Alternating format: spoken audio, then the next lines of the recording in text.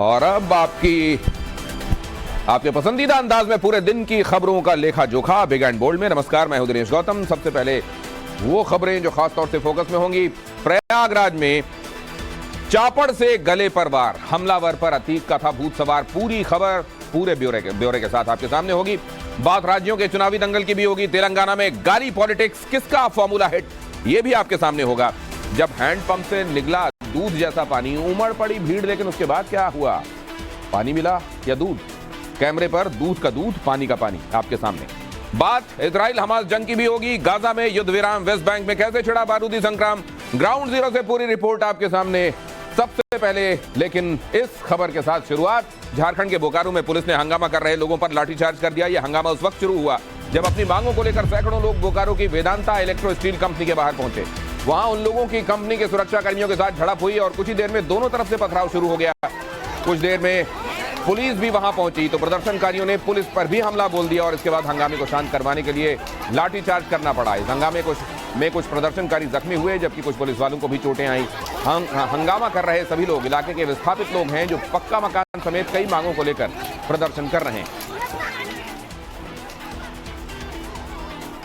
और यूपी के प्रयागराज से बेहद हैरान करने वाला मामला सामने आया है। यहां के बिलारी बस स्टैंड में सरकारी नल से केमिकल वाला सफेद पानी निकलने लगा।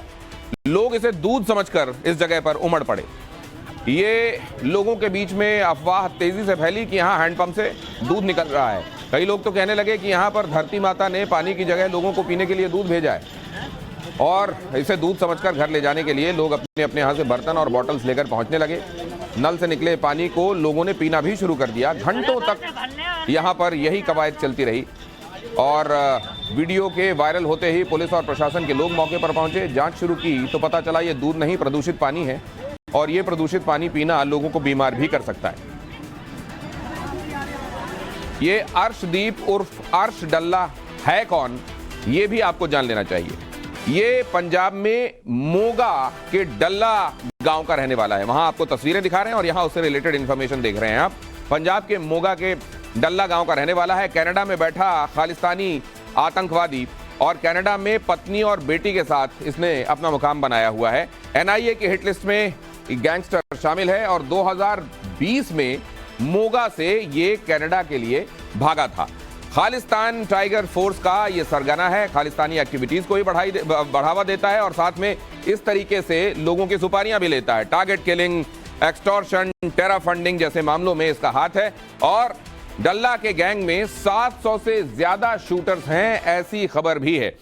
गैंगस्टर गोल्डी बरार के साथ इसका लिंक है और कई बार जो एक्टिविटीज हैं वो साथ में मिलकर कोऑर्डिनेट की जाती हैं, ऐसा भी बताया जाता है। और गुजरात में बेमौसम बारिश से 20 से ज्यादा लोगों की जान चली गई तो वहीं मध्य प्रदेश और राजस्थान में बारिश और ओले गिरने की वजह से खड़ी फसलें चौपट हो गई। राजस्थान में तेज हवाओं के साथ जोरदार बारिश हुई है। बाड़मेर में सबसे ज्यादा 17 mm बारिश दर्ज की गई। ओले गिरने से सड़कों पर बर्फ की चादर बिछ गई। बाड़मेर के साथ राजस्थान के जालौर और जैसलमेर के कई जिलों में बारिश के साथ ओले गिरे। इसकी वजह से पारा 8 डिग्री नीचे लुढ़क गया। मध्य प्रदेश के बड़वानी में तेज हवाओं के साथ जबरदस्त बारिश हुई। आम जनजीवन अस्त व्यस्त हो गया। बारिश ने किसानों की मेहनत पर पानी फेर दिया। जिले के निवाली मंडी में किसान फसल बचाने के लिए आए थे जो बारिश में भीगकर बर्बाद हो गई। खरगोन में तेज हवाओं के साथ भारी बारिश हुई। इसकी वजह से सड़कें लबालब हो गईं। ठंड बढ़ गई। मौसम विभाग के मुताबिक नवंबर में पिछले एक दशक में 24 घंटों में सबसे ज्यादा बारिश दर्ज की गई है। गुजरात में बेमौसम बारिश ने ऐसा तांडव मचाया कि राज्य के अलग अलग हिस्सों में 20 से ज्यादा लोगों की मौत हो गई। मेहसाणा में बारिश और आंधी ने ऐसा कहर बरपाया कि वहां पेड़ गिरने से ऑटो सवार एक शख्स की मौत तक हो गई। देश के कई राज्यों में मौसम का मिजाज बदल रहा है। आईएमडी ने बेमौसम बारिश को लेकर महाराष्ट्र के 6 जिलों में ऑरेंज और 22 जिलों में येलो अलर्ट जारी किया है। उत्तराखंड में भी मौसम बिगड़ने की चेतावनी दी है और पहाड़ों पर बर्फबारी को लेकर येलो अलर्ट साउंड किया है। हिमाचल प्रदेश में भी बारिश और बर्फबारी का अलर्ट आया है। भारतीय नौसेना को नया विध्वंसक यानी डेस्ट्रॉयर मिलने वाला है। इस डेस्ट्रॉयर का नाम है इम्फाल। दिल्ली में कल होने वाले एक कार्यक्रम में इसका अनावरण किया जाएगा और अगले महीने इसके इंडियन नेवी के बेड़े में शामिल होने की उम्मीद है। इस स्वदेशी डेस्ट्रॉयर की खासियत यह है कि आसानी से दुश्मन के रेडार की पकड़ में नहीं आएगा। जमीन से जमीन पर और जमीन से हवा में मार करने वाली मिसाइलों से लैस ये जहाज दुश्मन के ठिकानों को पल भर में नेस्तनाबूद करने की क्षमता रखता है और इसके अलावा इस डेस्ट्रॉयर में ब्रह्मोस मिसाइल सिस्टम भी लगा है। इस सिस्टम से 16 ब्रह्मोस मिसाइलें फायर की जा सकती हैं।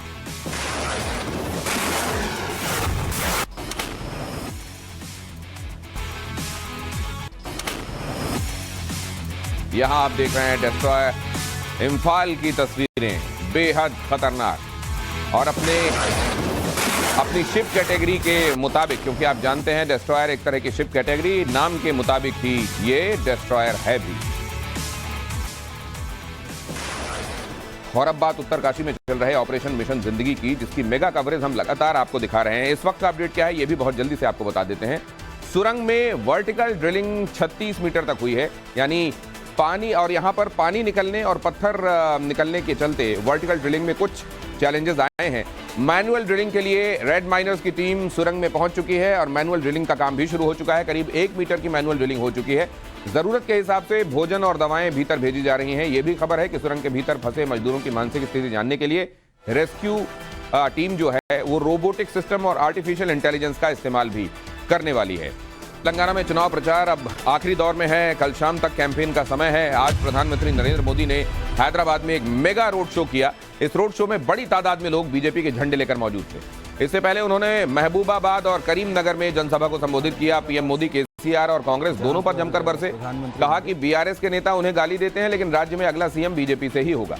वहीं कांग्रेस को टारगेट पर लेते हुए प्रधानमंत्री ने कहा कि जहां उनकी सत्ता है वहां पीएफआई जैसे आतंकी संगठनों को बढ़ावा दिया जाता है। तेलंगाना के रण में गृह मंत्री अमित शाह ने बीजेपी का जोरदार प्रचार किया। पेद्दापल्ली में वो मौजूद थे, जहां उन्होंने रोड शो किया और इस दौरान बड़ी तादाद में लोग उनके रोड शो में शामिल हुए। इससे पहले करीमनगर की एक चुनावी रैली में अमित शाह ने ऐलान किया कि जो कोई भी राम मंदिर के दर्शन करना चाहता है उन्हें मुफ्त में अयोध्या ले जाया जाएगा।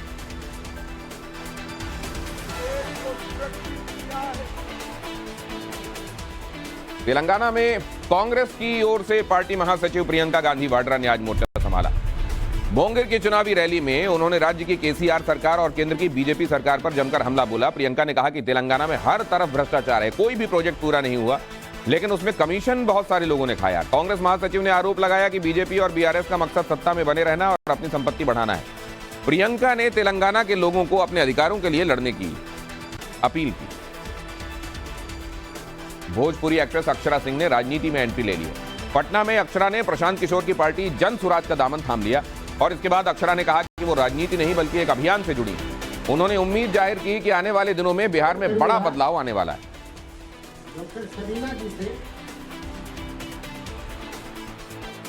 और कनाडा में मंदिर के बाहर संग्राम, खबर पर पूरी डिटेल आगे, लेकिन उससे पहले देखिए पार्लियामेंट के विंटर सेशन की तारीख आगे।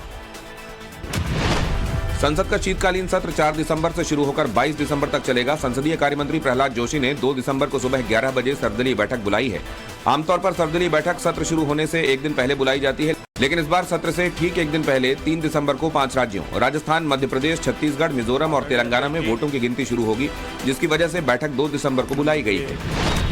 यूपी सरकार ने धार्मिक स्थलों पर तेज आवाज में बजने वाले लाउड स्पीकरों को उतारने के आदेश दिए हैं। सुबह 5 बजे से शाम 7 बजे तक लाउड स्पीकर बजाने की परमिशन दी गई है।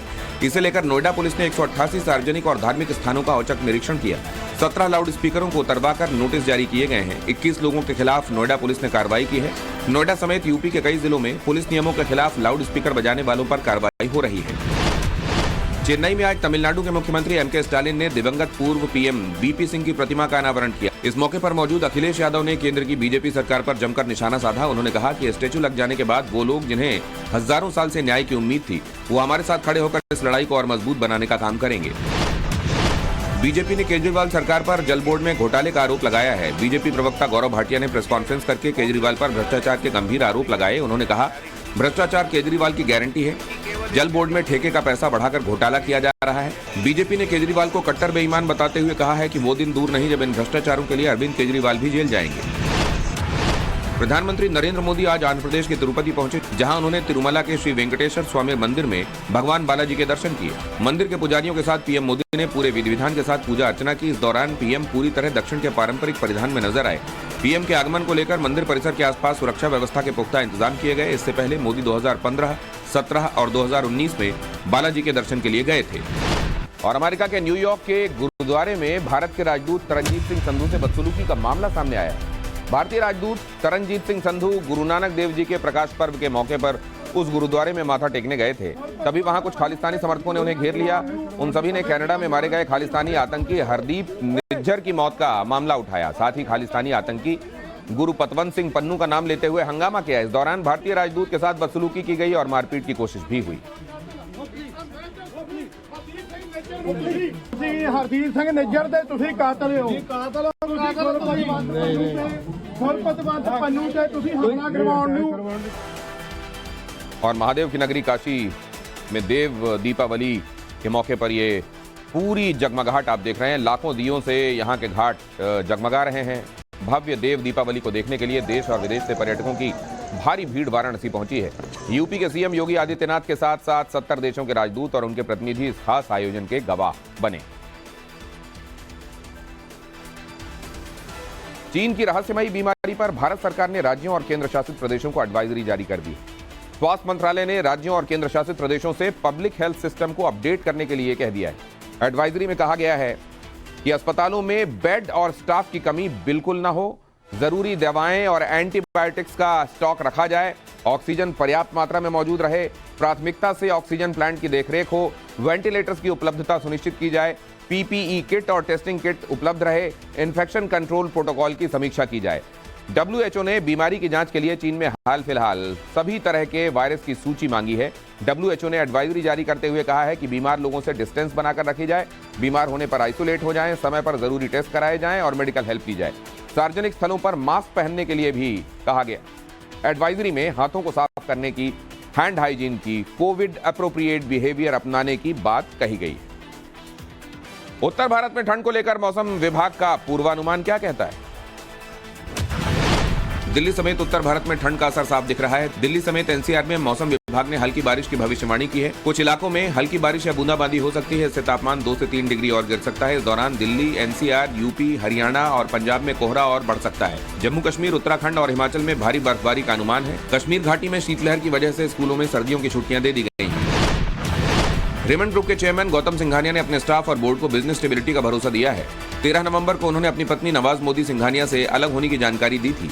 इसके बाद से बिजनेस स्टेबिलिटी को लेकर अनिश्चितता जताई जा रही थी। उन्होंने कहा कि मैं कंपनी और बिजनेस की स्मूथ फंक्शनिंग के लिए प्रतिबद्ध हूं। मैं इस कठिन समय में आपको भरोसा दिलाता हूं कि रेमंड में सब कुछ सामान्य रूप से चल रहा है। पिछले 9 कारोबारी दिनों से रेमंड ग्रुप के शेयरों में लगातार गिरावट हो रही है। रॉयल एनफील्ड ने गोवा में चल रहे एक एनुअल बाइक इवेंट में शॉटगन ट्विन 650 मोटरसाइकिल को अनवील किया है।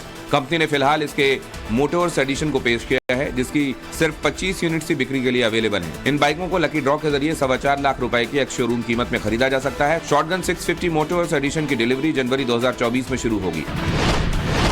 आईपीएल 2022 की चैंपियन गुजरात टाइटंस को शुभमन गिल के तौर पर नया कप्तान मिल गया है। फ्रेंचाइजी की तरफ से इसकी घोषणा की गई। शुभमन गिल ने कप्तान के तौर पर हार्दिक पांड्या को रिप्लेस किया है। हार्दिक पांड्या के मुंबई इंडियंस में चले जाने के बाद गुजरात टाइटंस ने बड़ा निर्णय किया है। शुभमन गिल आईपीएल 2023 में सबसे ज्यादा रन बनाने वाले बल्लेबाज थे और उन्होंने ऑरेंज कैप जीती थी।